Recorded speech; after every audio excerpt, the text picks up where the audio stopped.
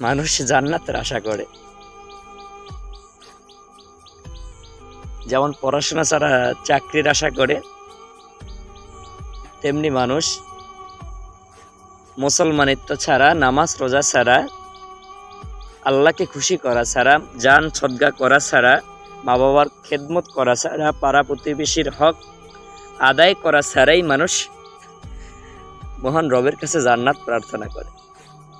অথচ আল্লাহ পাক যে শর্ত দিয়েছে, আপনি আমি কেউ মানতে পারি না, আপনি আমি কিভাবে জান্নাতের আশা করি বলেন?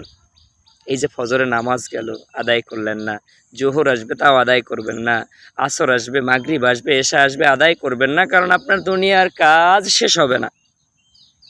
তারপরে দিন শেষে বলেন কি, আল্লাহ তুমি আমাকে জান্নাত দিও। জান্নাত কি আপনার বাপের কামাই, পৈতৃক সম্পত্তি যে চাইলেই পেয়ে যাবেন? তবে হ্যাঁ, জান্নাত পাওয়ার জন্য যে পথ রয়েছে, ইহদিনাস সিরাতাল মুস্তাকিম, সেই পথে তোমাকে চলতে হবে, রবকে খুশি করতে হবে, ইবাদত ধরতে হবে, আমল করতে হবে, আমলে সলেহটাকে আগলে রাখতে হবে। কোনো না কোনো উসিলায় আল্লাহ পাক জান্নাত আপনাকে আমাকে দিবেন।